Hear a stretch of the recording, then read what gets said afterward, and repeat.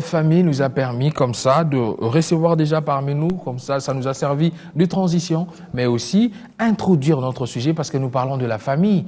Mais est-ce que deux homosexuels, et dans l'homosexualité, on ne voit pas seulement que des garçons, on voit aussi des filles entre eux. On voit aussi ce phénomène à Kinshasa, une fille maintenant qui se coiffe comme un garçon, qui s'habille comme un garçon et qui a trouvé une autre fille qui est sa femme. Lui, il est la femme et l'homme. Bon, c'est compliqué et on va réfléchir avec l'homme de Dieu, l'apôtre Timothée, à qui je dis bonjour. Bonjour, Branch. Comment vous allez?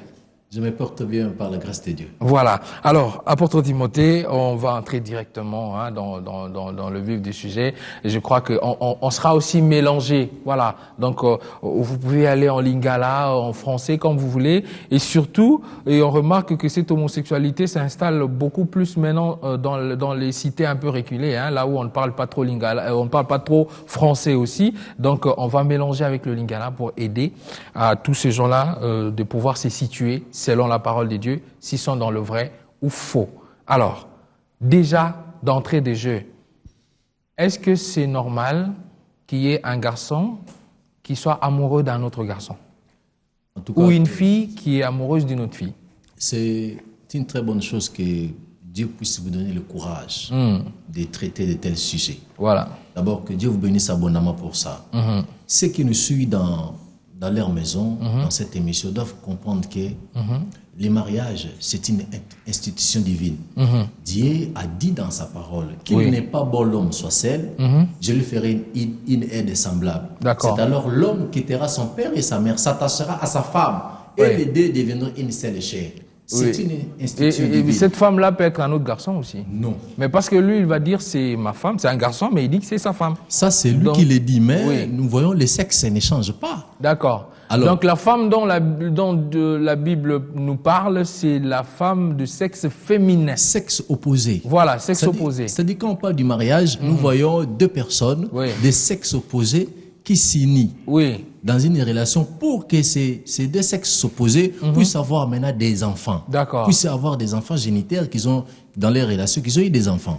Alors, c'est la volonté de Dieu, c'est une institution divine. D'accord. Maintenant, Satan, le diable, qui est depuis tous ces temps, cherche à s'opposer à la volonté de Dieu, à l'institution divine, incite des esprits mauvais qui entrent dans la vie des jeunes gens pour marcher dans l'homosexualité. Mais l'apôtre, ces gens-là te diront aussi qu'ils viennent de Dieu aussi. Mais ils ont été dans le ventre d'une femme comme tout le monde et on les a accouchés après 9 mois comme tout le monde. Donc forcément, ils vont dire qu'eux aussi ils viennent de Dieu. Maintenant, dans leur union de l'homosexualité, est-ce qu'ils pourront avoir aussi des enfants? Un homme... Et ils vont adopter. Mais adopter n'est pas dit enfanter un enfant. Vous avez adopté un enfant qui est ici dans une relation de sexe opposé. Voilà. Mais vous ne pouvez pas, vous pouvez jamais mettre au monde un enfant, une fille et un garçon. Alors, est-ce que pour vous, selon votre avis, au Congo par exemple, on peut un jour accepter cela, qu'on finit par trouver normal? En tout cas, ça serait une faute grave de le faire ou bien? Ça serait une faute très très grave. Pourquoi? Parce que la majorité de la population congolaise, à 95%, nous sommes des chrétiens.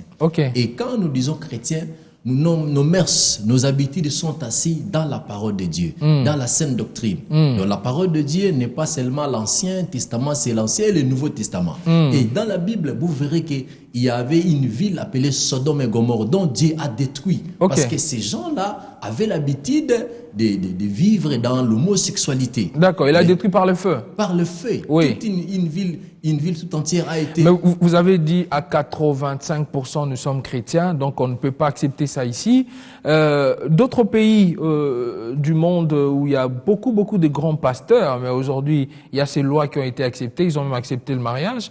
Vous pensez qu'ils ne sont pas des très bons hommes de Dieu, peut-être? Bon, nous pensons, pour moi, ces pays-là, où il y a des hommes de Dieu, il y a l'évangile qui a été prêché, mais beaucoup de gens ont abandonné la pire évangile, la bonne parole, pour s'attacher à des pratiques et des doctrines de démons. Donc, ce sont des choses qui devaient aussi nous enseigner que nous, qui sommes en train de prêcher l'évangile de Dieu, nous devons prêcher la vérité pour amener ces gens-là à la repentance. Mais apôtre Timothée, nous devons comprendre une chose. L'homosexualité, c'est un péché. C'est la désobéissance à la parole de Dieu. D'accord. Ce sont des gens qui sont en train de vivre contre nature. Une question. Est-ce qu'un enfant de Dieu qui craint vraiment Dieu, selon ce que vous êtes en train de nous dire, si elle veut aller se faire coiffer, là je parle d'une femme, une sœur, est-ce que vous savez qu'actuellement dans le salon de coiffure, les meilleurs coiffeurs, ce sont des gays, ce sont des PD, des lesbiennes, ce sont eux qui font de très très jolies coiffures aux femmes. Est-ce que la femme d'un homme de Dieu peut se faire coiffer par un PD? Bon, en tout cas, par cette pratique, vous savez, quand vous allez dans un salon de coiffure... Oui, parce que c'est eux, en tout cas, actuellement, à Kinshasa, c'est dans la salon qui vous allez vous faire coiffer. Oui. Le fait qu'on vous coiffe, la personne qui est en train de vous coiffer... De toucher votre tête. Il touche votre tête. C'est une imposition de main. Raison pour laquelle nous interdisons à ceux qui sont habitués de fréquenter plusieurs salons de coiffure à la fois, avoir plusieurs coiffeurs, c'est très mauvais. Parce que lorsque moi je vous impose les mains, je vous transmets ce qui est dans moi. Si je suis une personne qui est sous la bénédiction de Dieu, je vous transmets la bénédiction.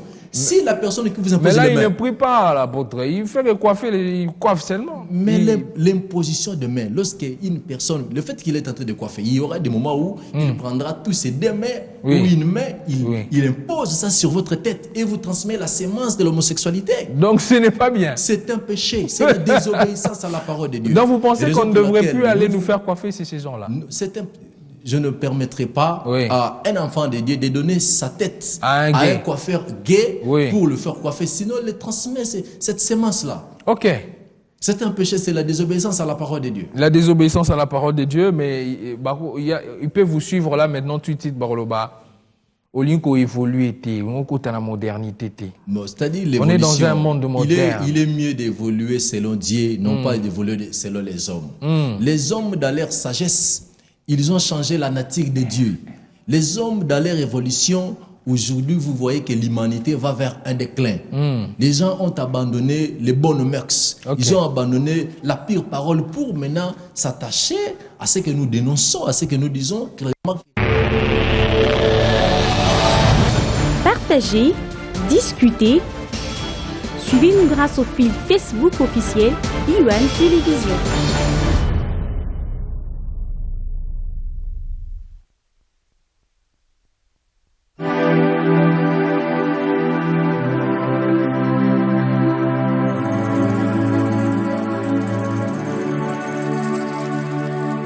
Il y a 9000 étudiants qui terminent chaque année les cycles universitaires pour à peu près 100 emplois créés. Encore que là, nous n'entrons pas dans les débats de comment ils sortent de l'université et quels sont aujourd'hui les métiers dont le Congo a besoin pour se développer. Le journalisme congolais, c'est un journalisme au rabais, parce qu'en fait, les conditions matérielles et logistiques ne sont pas réunies. Nous sommes encore très loin de ce que la démocratie, de ce que les Congolais attendent de nous. L'Afrique est une parce qu'elle a été colonisée, elle s'est libérée. Si on ne parle pas de l'Afrique, l'histoire du XXe siècle jusqu'à aujourd'hui n'existe pas. Nzé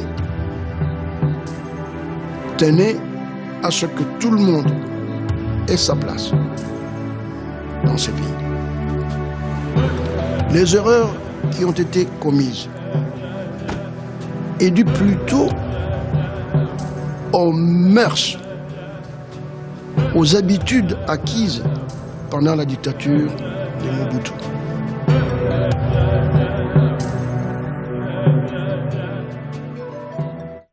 Island Africa Talent, c'est l'événement incontournable de la rentrée. Le plus grand casting d'Afrique. 12 pays en compétition. Des milliers de candidats réunis autour d'un même rêve, être le meilleur chanteur. Je vais gagner, ça c'est sûr. Jump, jump, jump, jump, jump, jump, jump. Still here, yeah. Luka moto yako kani nangai, oyo namoni ya pwana ngai te. Pendant 7 semaines, vous allez vivre au rythme des auditions qui révéleront les stars africaines de demain. Retrouvez les auditions d'Island Africa Talent tous les vendredis. Rejoignez-nous sur islandafricatalent.com et sur nos réseaux sociaux.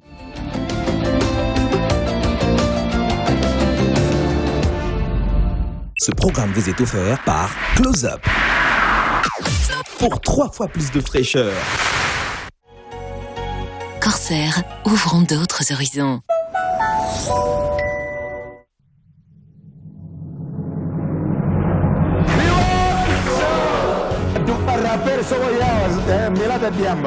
Il y a de ces femmes-là qui ne font pas autre chose. D'accord. Bon, alors les gars, vous avez un truc qui est astuce. Eux-mêmes se placent d'abord dans ce contexte-là, donc ils s'acceptent comme ça. Et aujourd'hui, c'est un autre monde, quoi. C'est un autre monde pour moi. La mode, c'est un monde vraiment merveilleux où tout le monde peut apporter son... Il, c'est bien sûr Youssoufa, SP et Sams. Ils ont accepté notre invitation. En apprend qu'à l'école, déjà à 16 ans, vous avez des cours autour de l'éducation sexuelle. Guérir et soulager, 3 mots-clés qui poussent les individus à se rendre à l'hôpital. Madame, Messieurs, bienvenue à cette grande édition du journal. Avant de parcourir l'ossature de ce journal.